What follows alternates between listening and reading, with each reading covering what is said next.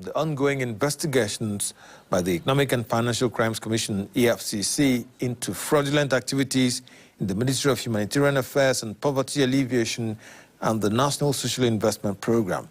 This was disclosed in a statement released by the EFCC at the weekend. It went on to say that the Commission had so far recovered 32 billion naira and over $445,000 as part of the investigation.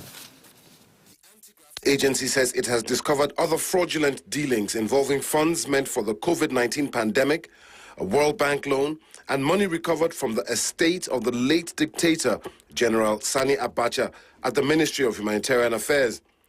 The statement signed by EFCC spokesperson Dele Oyewale said the funds had been intended to execute poverty alleviation programs. The anti-graft agency said its recent investigations into the affairs of the ministry has led to the recovery of 32.7 billion naira and 445,000 US dollars so far. The EFCC added that the suspended officials of the ministry were linked to the fraudulent practice, saying those found wanting will be prosecuted accordingly. It stressed that the Commission's investigation is not necessarily about individuals, but a system and an intricate web of fraudulent practices. It also said some banks were involved in the alleged fraud and are being investigated. Managing directors of the indicted banks have also made useful statements to investigators digging into the infractions. On Wednesday, Betta Edu, the suspended Minister for Humanitarian Affairs, said she has no links to the 30 billion purportedly recovered by the EFCC. On January 8, President Bola Tinubu suspended Edu and directed the EFCC to conduct a thorough investigation into all aspects of the financial transactions involving her ministry. Others under probe include Edu's predecessor, Sadia Omar Farouk, and the coordinator of the National Social Insurance Program Agency, Halima Shehu. The statement by the EFCC also disclosed that many Nigerian celebrities are also facing investigations and will soon be prosecuted for the abuse of the naira. It comes days after popular cross-dresser Bob Risky was jailed for abusing the naira on Friday. It vowed that no one found culpable desecrating the national currency will be spared.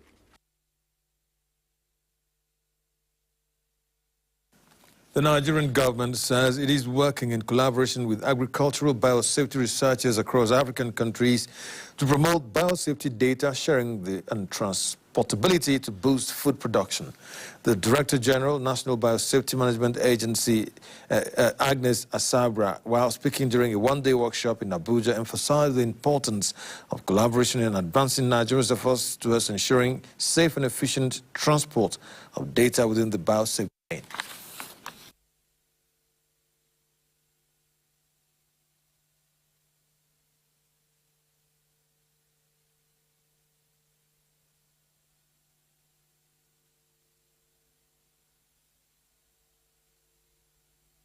It is important to note that the government cannot do it alone without the support of private participation and promoting technological advancement in agriculture on innovative agricultural practices and the mechanization solutions.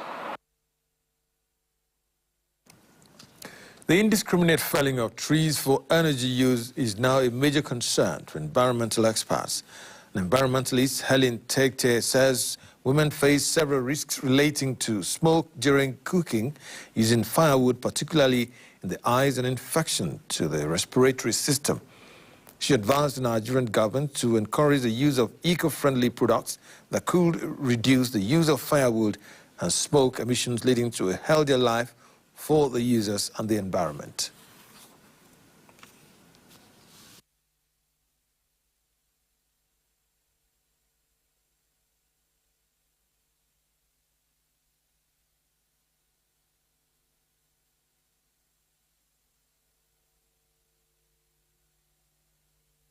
Got to know about this cooker when I was canvassing and marketing my organic fertilizer. In summary, I think what you should go back to how it is It is not the amount of fire that cooks the food, it is the heat. Now the heat has been taken from the stove into the wonder box and it continues cooking. Whoa. Environmental experts and President Nigeria Environment Society Benue State chapter noted that the government should support innovations that enhance safer and clean environment. We are well aware, I believe we all know how inside the country, and it's also been quite challenging for us, as a company to keep producing and keeping the price, at this point. The things have actually doubled.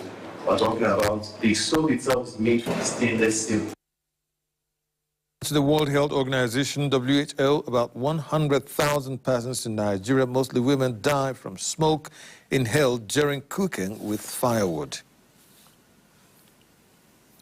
Now, findings of the coroner inquest into the death of 12-year-old Dowen College student Sylvester Oromoni Jr. have revealed that the deceased died of natural causes.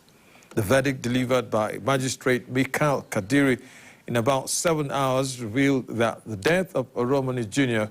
was due to negligence on the part of his parents and the medical team, exonerating the 5 students accused of bullying and beating the deceased, and Dowen College stating that they played no part in the death of 12-year-old Sylvester.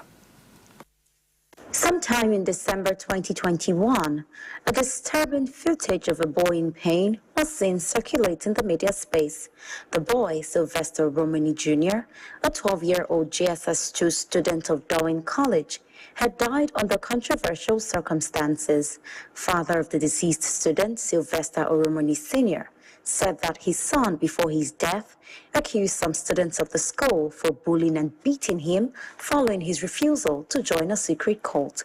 This information had sparked widespread reactions across the country, leading to the closure of the school, Dowen College, by the Lagos State government, and launch of a coroner inquest to unravel the circumstances surrounding the death of Oromoni.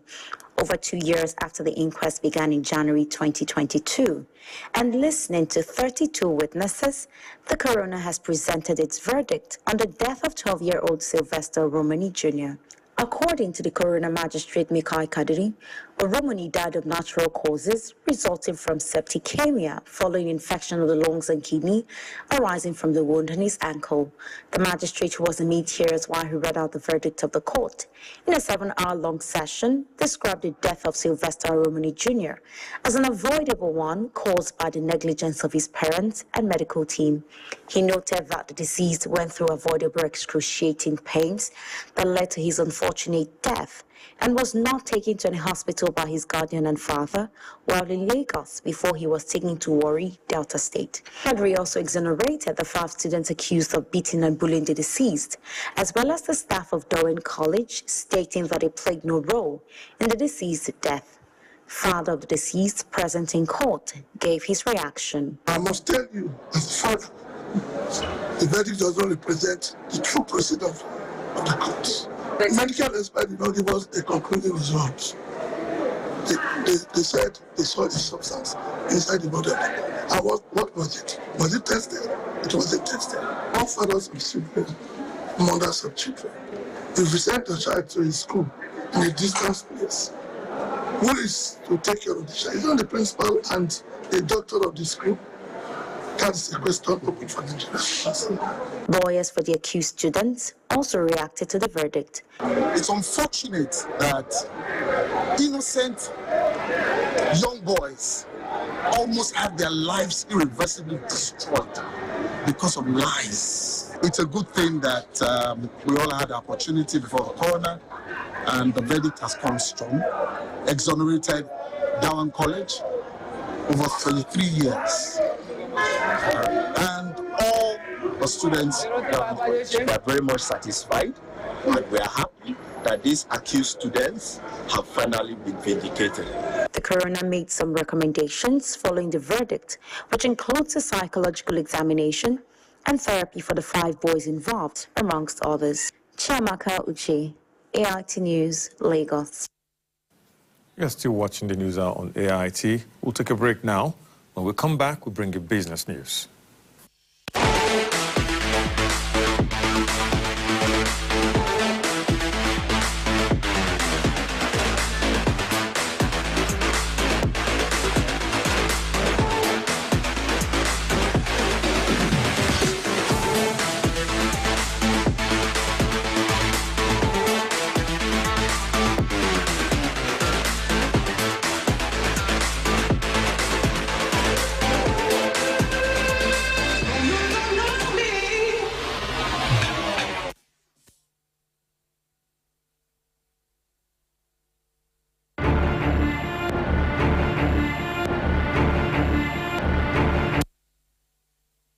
Thanks for staying with us and welcome to Business News.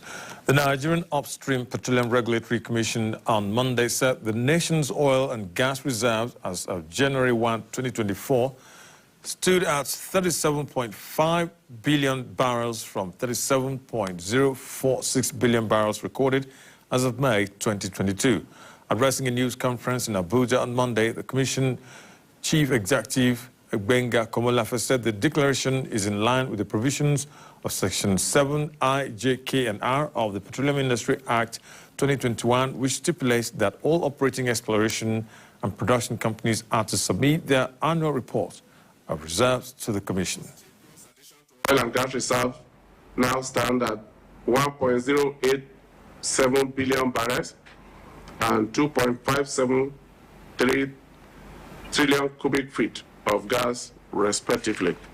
Permit me to declare the total oil and condensate reserves of 37.50 billion barrels and total gas reserves of 209.26 TCF of gas as the official national petroleum reserves position for the country as at 1st of January 2024. The briefing also unveiled an approved guideline for the domestic crude oil supply obligations. This template contains, like I said, attempts to resolve 10 key issues. There are legal issues, so we have the template contains the legal framework set, the clear legal basis for the engagement. The template equally provides for sanctions against acts of default in this respect, at least to ensure that the template is justiciable, that there is justice to both sides.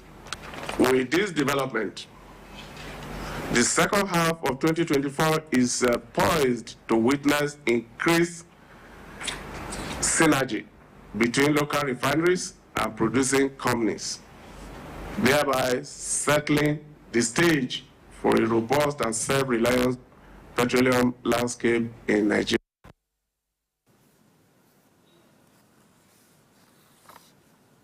A 10-year plan on soil's value aimed at bolstering sustainable food production in the vulnerable Sahel region, especially Nigeria, is set to be unveiled by the federal government in partnership with the International Fertilizer Development Center, IFDC, and funded by the Dutch Directorate General for International Cooperation, DGIS.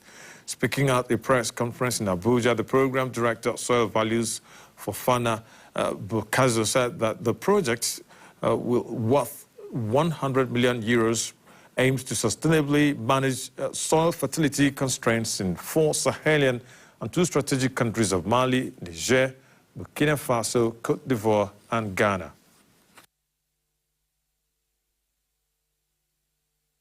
And the project aims at improving the management of soil health and soil fertility towards increasing the resilience of smallholder farmers and their farmers' lands against the climate change manifestations such as droughts, dry spells, and the high incidences of calamities like pests and diseases in the Sahelian countries. Ecological food production increased the resilience of small-scale food producers and livestock breeders in the Sahel. These stakeholders say efforts are being made to promote incentive-based financial instruments to encourage farmers to adopt sustainable soil management practices. That funds this program, Soil Values, we hope and expect to generate a discussion and dialogue that our ministers of agriculture and others, water, environment, understand the importance of soil. Also, our donor community understand the importance of soil, so that they come in assisting to develop these kind of mechanisms so that we put more value to the soils. That's it on Business News. Moving on now. Nigeria's inflation rate has increased to 33.2% for the month of March 2024 from 31.7% in the preceding month of February 2024. The National Bureau of Statistics made the disclosure this Monday in its Consumer Price Indices report for March 2024. Nigeria's headline inflation rate witnessed another rise in March 2024. This time, it increased to 33.20% from February rate, which was at 31.70%.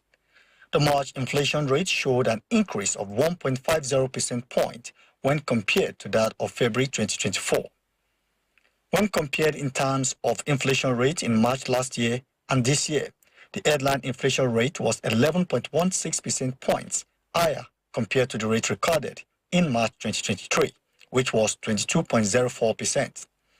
This shows clearly that the headline inflation rate year-on-year basis increased in the month of March 2024. The food inflation rate for March 2024 was 40.01%, which is 15.5 percentage points higher compared to the rate recorded in March 2023 at 24.5%. The rise in food inflation between last year March and this year witnessed increase in prices of items such as gari, millet, akpu, yam tuber, water yam, watermelon, Lipton tea, Bonvita, Milo, among others.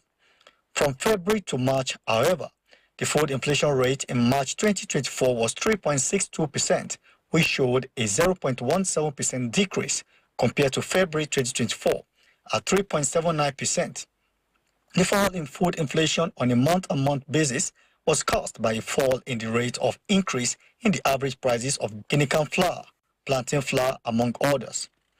A review of March 2024 and March 2023 inflation rate revealed that Kogi, Bauchi, Kwara, and Oyo recorded the highest in general inflation numbers, while Borno, Benue, Taraba, and Katsina recorded the slowest rise in inflation. Between February and March 2024, the highest increase in inflation was recorded in Zamfara, Abia, and Ondo, while Borno, Yobe, and Adamawa recorded the slowest rise. In March 2024, food inflation on a year-on-year basis was highest in Kogi, Kwara, Akwa Ibom, while Nasarawa, Borno, and Bauchi recorded the slowest rise in food inflation on year-on-year basis. On a month-on-month basis, however, in March 2024, food inflation was highest in Abia, while Borno and Adamawa recorded the slowest rise in food inflation on month-on-month basis. Landry Babalola, AIT News, Abuja. The Ganduje ward in Dawanki Tofa local government area of Kano State has suspended the national chairman of the APC, Umar Ganduje, as a member of the party at the ward level. Legal advisor Haliru Gwanjo, with other executive members of the ward, announced his suspension at a media briefing on Monday in Kano. By Wednesday, 17th April 2024, the former governor of Kano State, now national chairman of the All Progressives Congress, Umar Ganduje, will be standing trial before a court over allegations of corruption hanging on his neck and some of his allies. His ward executives in Ganduje ward of Dawakin Tofa local government area of Kano State feels that he should not remain a member of the party while facing trial. Hence, their decision to suspend him from the party.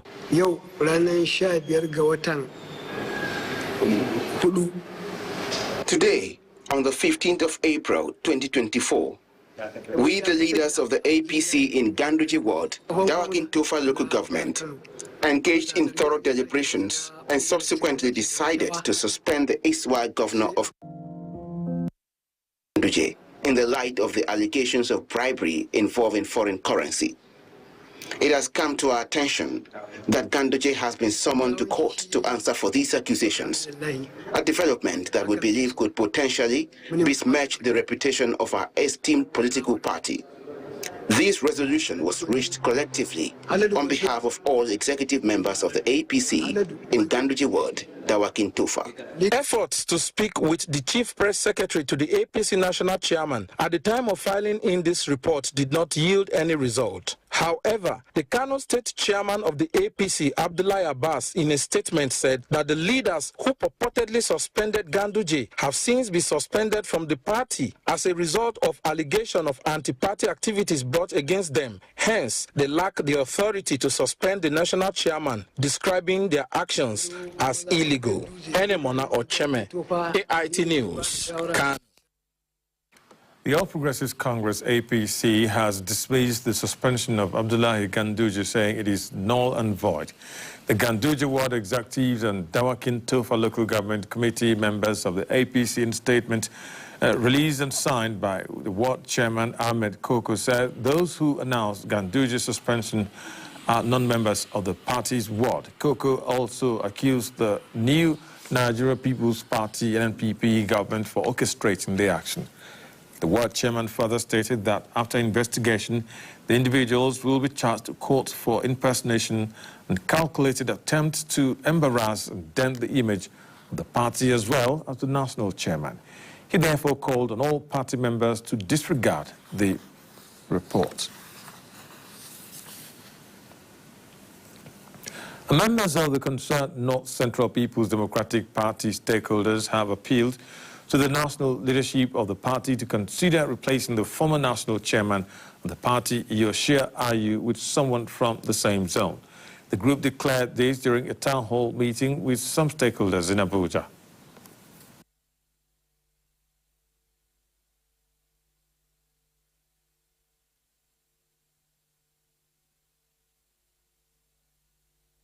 The PDP national chairmanship today is occupied by the North Central Zone.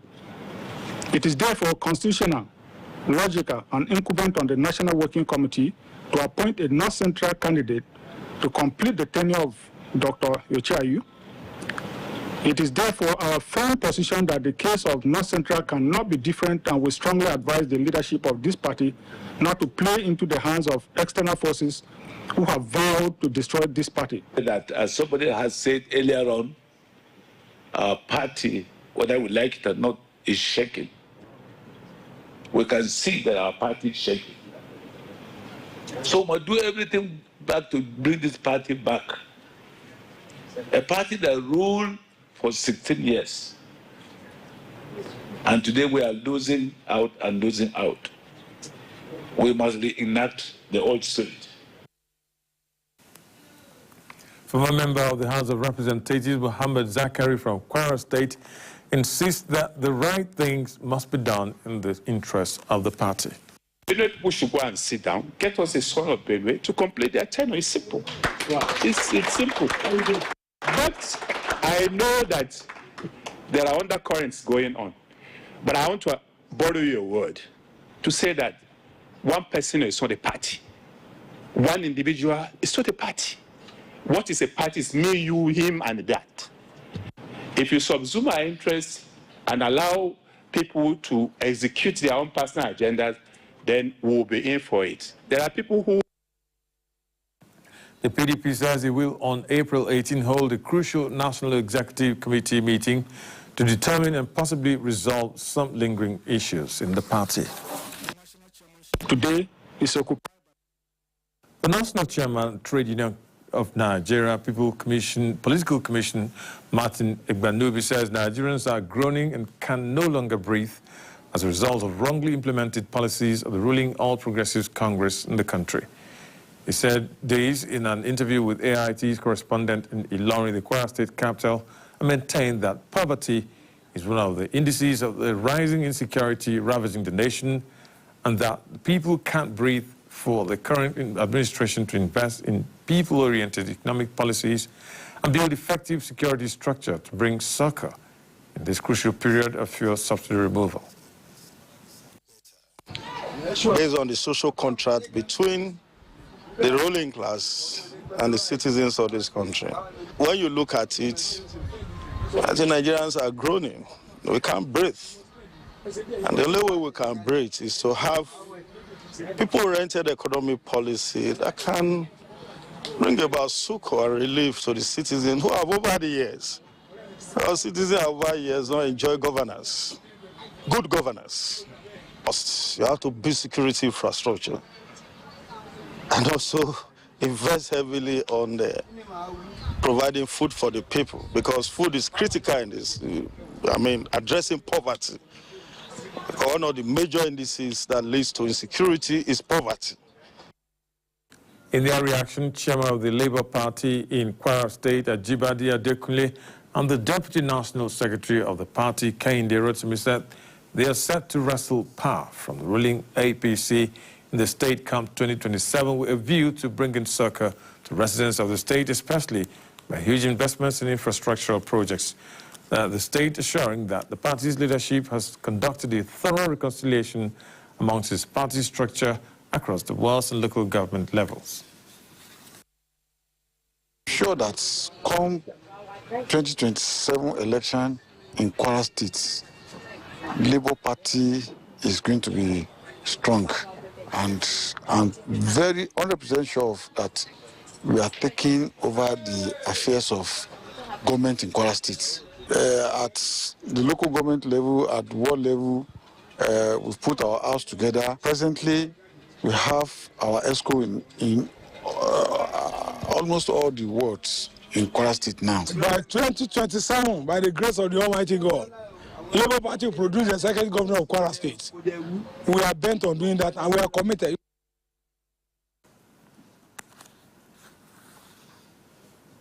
The Benue State government, the Benue State All Progressives Congress APC National Assembly caucus has denied claims that there are two factions to the ruling party in the state. The caucus made this clarification in a statement by Philip Agbese, who is the joint spokesman of the National Assembly members and federal appointees from the state. Agbese described those making such insinuations as desperate comedians, noting that it is only in Benue State that some persons who thrive in hero-worshipping want to turn logic on its head. The lawmakers maintain that the secretary to the government of the Federation, Senator George Akume, remains the leader of the party in Benue State, in line with APC's doctrine and philosophy, while Austin Agada remains the state's party chairman following the party's constitution and NEC guidelines. Agbese, who cited Borno, Ogun, Kebbi, and other states where Senator Kashim Shettima, Chief Olusegun Osoba, and Atiku Bagudu still recognized as leaders of the party, explained that Senator Akume has paid his dues and is well-deserving of the All Progressives Congress leadership in the state. The caucus admonished true APC members to see those parading themselves as new leaders of the party as mere comedians who are just entertaining the public in the state.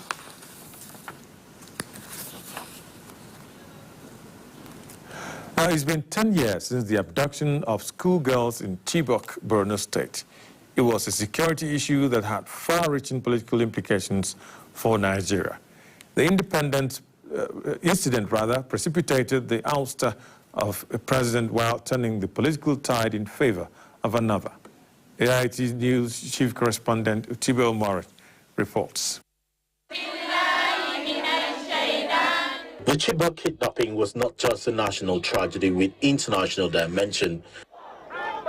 It also had deep political implications, which again exposed Nigeria's fragility as a nation.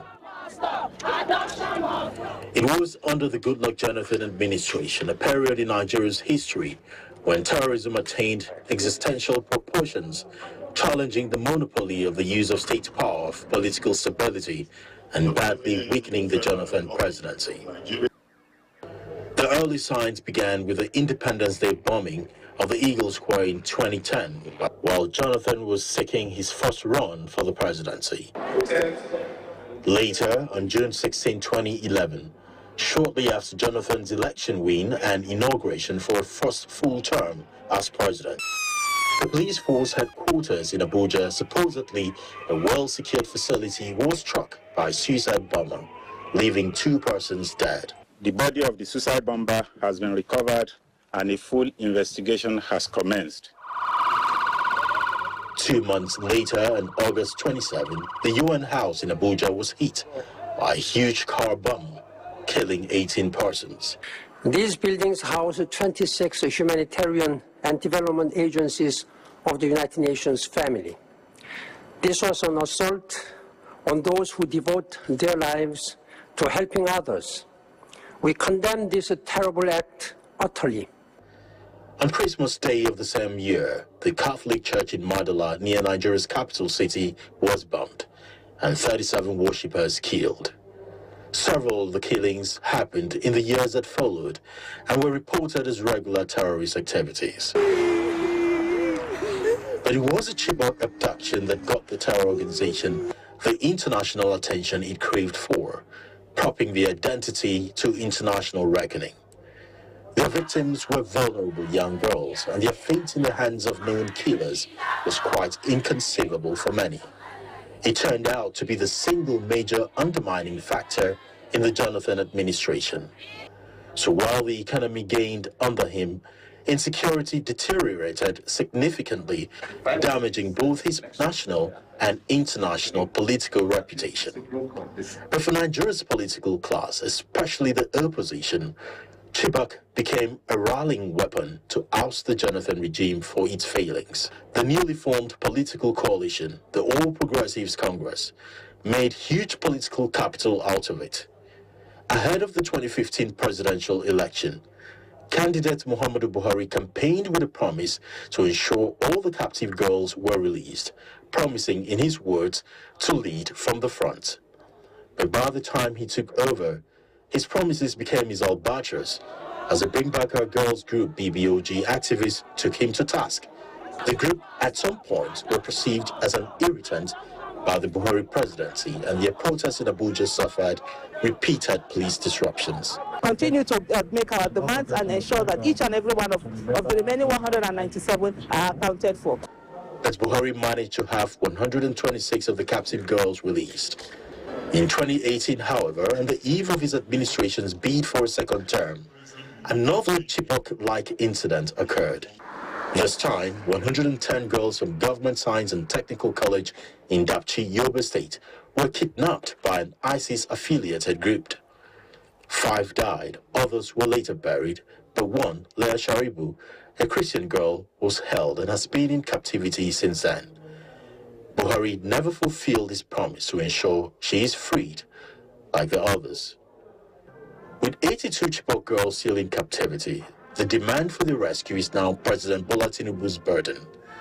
Like Buhari, he too took the Jonathan government to task and supported the BBOG campaigners for the release of the abducted girls. Incidentally, his administration, much like his predecessors, has also faced similar Chibok abductions within less than a year into office. Utapol Moran, AIT News, Abuja. Understate Governor Lucky Aiyedatiwa says his administration will give more attention to construction of roads, improve agriculture and creation of more employment opportunities if given the opportunity to serve the people ahead of Saturday's APC primaries to elect the party's governorship candidate. The governor stated these when his campaign train visited Akure North and Idanre local government area of the state in continuation of his tour to local governments and traditional rulers to seek support of the party. Few days to the All Progressive Congress governorship primary election scheduled for Saturday, the campaign train of incumbent governor of Ondo State, Lucky Aiyedatiwa, is getting more support from party leaders and members across the state. After visiting 4 local governments previously in the last 2 days, the governor's campaign train moved to Iju, Itaogbolu, and Idori local government area of the state. A visibly happy Governor Aiyedatiwa, who was welcomed by a huge crowd of party supporters and leaders at Iju, Itaogbolu in Akure North, reaffirmed his earlier promise not to disappoint in delivering more dividends of democracy to the people of the Sunshine State if given the mandate of the party. And you can see all that we are trying to do, the one we are doing and the one we have envisioned, the infrastructural development of the state, and every other sector to be fully developed. We talk about the deep sea port in Ondo State. We talk about the road between Araromi and Lekki, Lagos, security of lives and properties, our educational institutions that are being supported. The next point of call for the governor and his campaign train was the rocky town of Idori, where supporters waited till late in the night to welcome their preferred aspirant. Idori! Thank you for this huge crowd. The one you want to continue to govern you. I believe in the governor, and I think and I feel that the governor will do best for the state. Party leaders in the two local government visited say Governor Aiyedatiwa stands out amidst other aspirants. Women are behind him. The men, the elderly, the young, the youths are with him, and they are also going to come out massively to vote for him. People are demonstrating this kind of enthusiasm that, look, this is the man we are waiting for. That's what you saw a few minutes ago. Earlier, the governor and his campaign train were received by traditional rulers in Akure North at the palace of Ogbolu of Ita-Ogbolu and later at the palace of Owa of Idori. Oba Frederick Aroloye for royal blessings. Olushola Adejunyo, AIT News, Akure. Now, the need for more humanitarian intervention by well-meaning Nigerians to the underprivileged in the society has again been highlighted. Members of the Redeemed Christian Church of God, City of David Parish, Abuja, demonstrated these during a medical outreach organized for the widows of the fallen heroes of the Mogadishu cantonment in the Federal Capital Territory. In response to the prevalent economic challenges and the rise in poverty level, the Redeemed Christian Church of God, City of David, Abuja, embarked on a free medical and welfare outreach to the widows of fallen heroes at Mogadishu Cantonment, Asokoro. This gesture, according to the organizers, is a testament to the church's commitment to aiding those in need. Of the least we can do in line with the vision of our General Overseer, Pastor A. Adeboye, is to reach out in our CSR, Christian Social Responsibility, and it's our responsibility to look after our neighbor. That's why we're here today doing medical examinations and then giving a bit of relief, and which they usually term as welfare. So far, the common things, our people have a lot of healthcare challenges that borders on malaria, upper respiratory tract infection, urinary tract infection, skin illnesses, and then we have seen very high blood pressure. We've seen people with diabetes. Commandant of the Mogadishu Cantonment, Major General K.A. Isonil, commended the humanitarian effort aimed at improving the lives of the underprivileged. We all know how difficult it is to accessing medical facilities these days because of the economic and other challenges. But here we are. The Redeemed Christian Church of God has brought this to us, and no doubt that our personnel and their families will benefit from this. So I thank you for this effort. And I'm happy for you people for this medicine when I give us, especially me, Mama. And this medicine when I give us, it help us for many long way, for which our money no fit buy am. But as when I bring for us, we happy, and we tell you people thank you. The church says the outreach is a flag off of a new welfare program which focuses on the widows of the fallen heroes. Over 1,500 women benefited from the exercise. Aichida Eje, AIT News, Abuja. Property worth millions of naira have been destroyed by a night fire that engulfed about 70% of Yola Central Market in Adamawa State, northeast Nigeria. Although the source of the inferno is yet to be uncovered, the Adamawa State government says it has stepped in with a pledge to find out the cause for swift action to forestall future occurrences. It was around 11 to 12 midnight. Already the market time was over and traders retired back home when residents close to the market sighted flames and heavy smokes from the commercial center and subsequently raised alarm, which was rather late at the moment. A lot of shops that were stocked with goods for commercials were already burnt to ashes, leaving traders that rushed to the site with little or nothing to do. Even the nearest firefighting equipment that was allotted could not save the situation as the damage was already done. One of the first callers to the scene of the incident is the Adamawa State government, represented by the State Deputy Governor, Professor Kaleta Pafalta, in company of top government officials.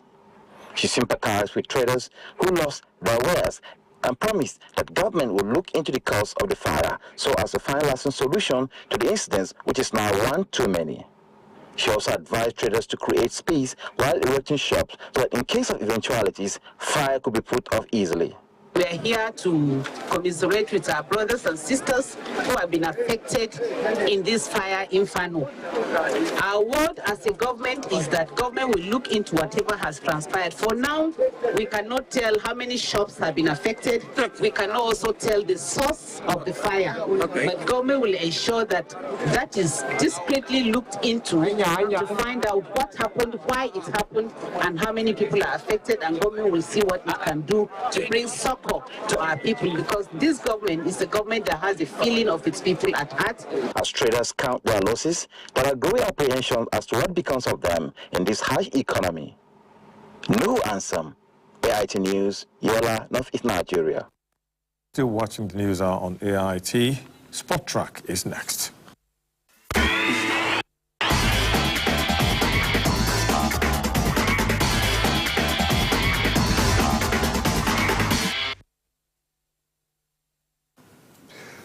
Stakeholders in Yenagoa, the Bayelsa State capital, have called on the leadership of the Nigerian Football Federation, NFF, to consider Finidi George as the full-time head coach of the Super Eagles. A former international and coach, Josie Dombraye, and others say the UEFA Champions League winner with Ajax has what it takes to lead the Super Eagles.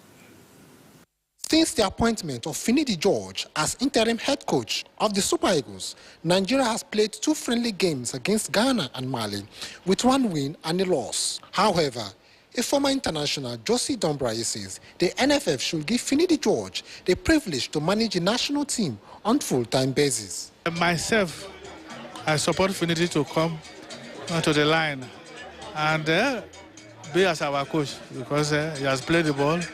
He's well-mannered.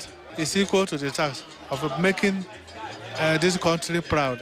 For me, I think the best decision for the NFF to do is to give Finidi George that job, because one, he has coached in the local league, and one of the assistants to the immediate past coach. Other football stakeholders also threw their weight behind the Bayelsa-born football coach. Finidi George played football to the highest level, but the coaching is quite different.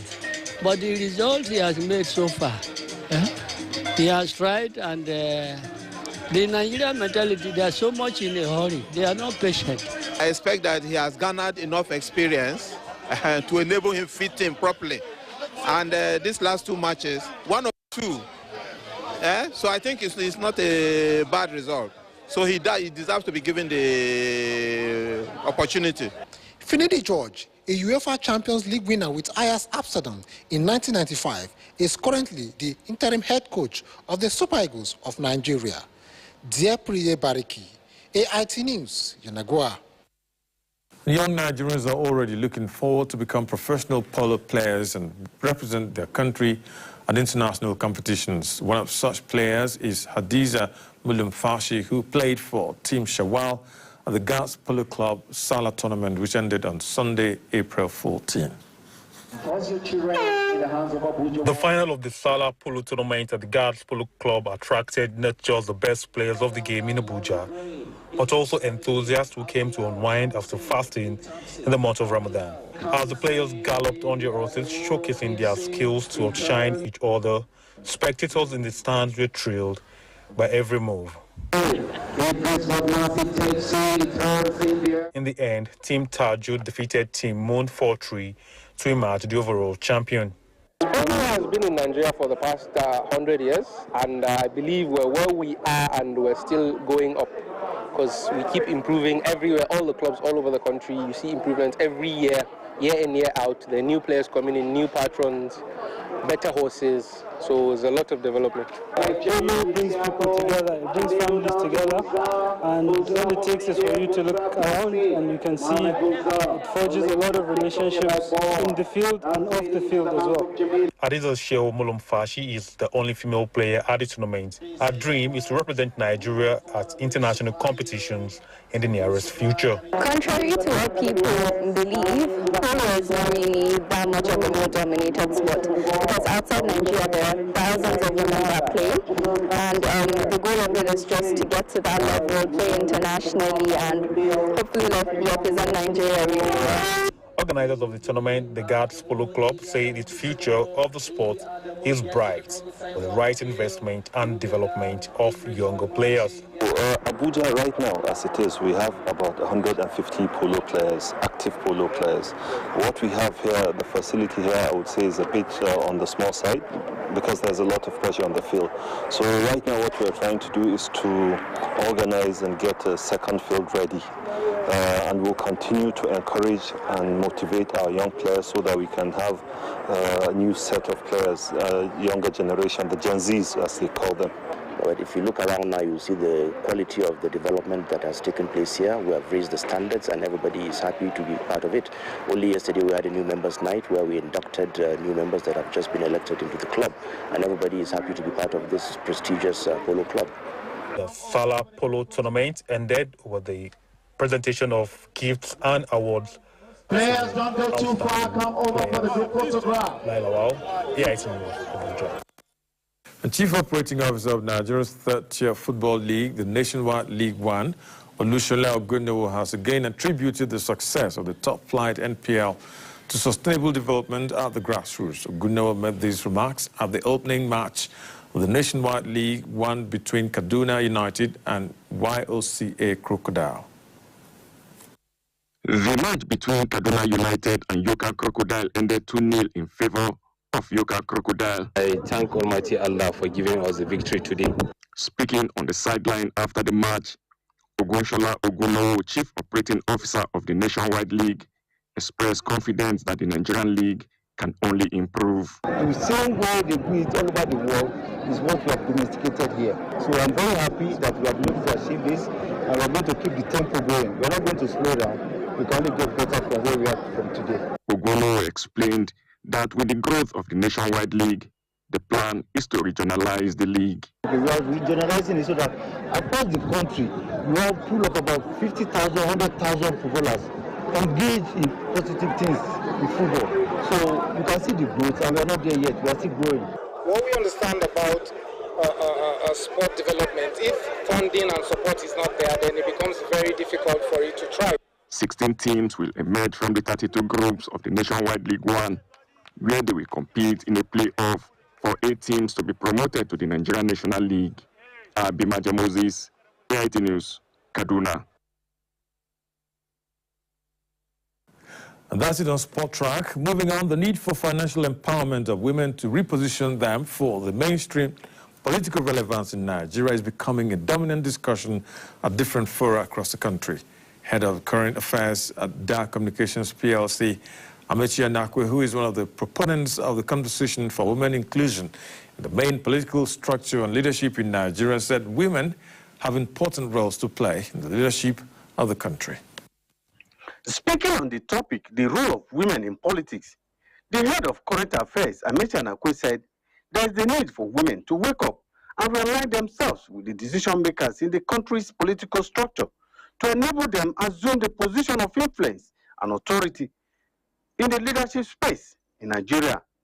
Time the women integrate themselves and perhaps control the economic systems, the economic processes, economic relations, over time, they will begin to break into the political structure. They will begin to dominate the governance structure. Men are controlling it today because of their predominance of our material condition.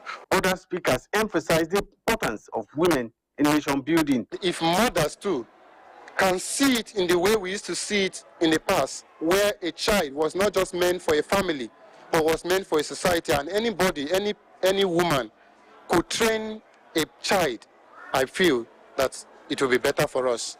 It will be better for us. It's evolving, and women are taking the stage, center stage.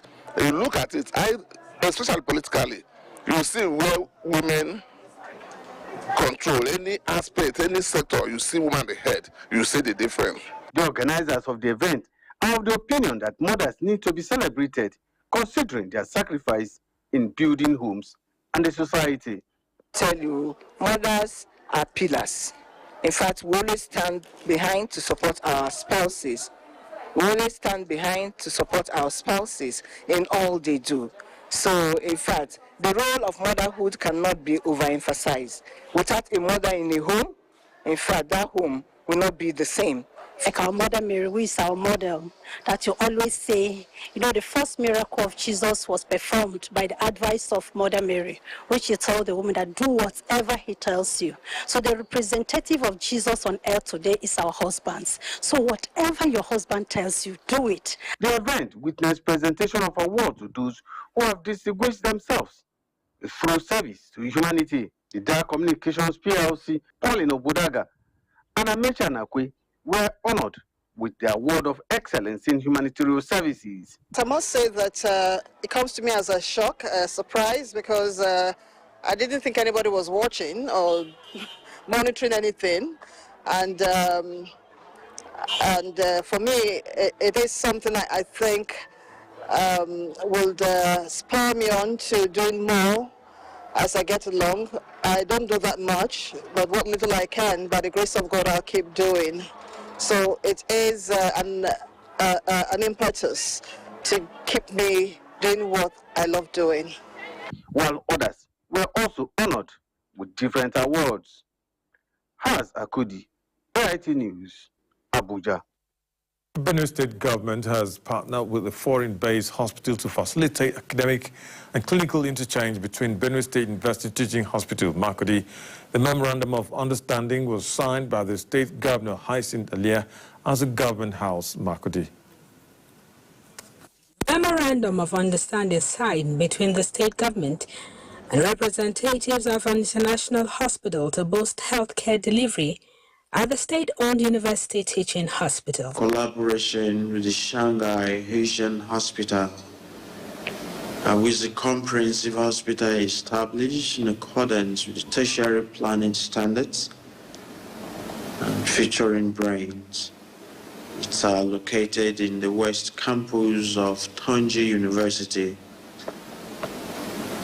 and we also have a tertiary healthcare system here in the state. Such a collaboration would open many more doors. Our hospital, we're happy. We have cooperation here, so we'll bring more advanced technology and more equipment and more workforce here. Next is a partnership to improve on the epileptic electricity power supply in the state by the adoption of high-grade solar panels, which will in turn boost investment in commercial activities. This establishment of a hybrid solar panel factory would be one of a very special kind by shores. It's going to curb a number of things, including the electricity epilepsy we had been experiencing in the past. You know, green energy is for future. Then among the green energy, solar power is the best. And you know, in China, the sunlight time which can produce solar power time is only 2-point-something hours. But in Africa, especially in Nigeria, the time you can use solar to produce power is 5.86 hours, which is much higher and much economy to produce solar here. But, you know, in the whole Africa, there's no solar panel factory, no solar energy factory at all. The memorandum of understanding is drafted in a way that Benue State is not cheated or is not disadvantaged. According to the state governor, the state remains open to good, collaborative and beneficial business partners. Dofan Aga, AIT News, Makurdi. That's the news on AIT. Thanks a lot for watching. I am Enemaku Ajachebe.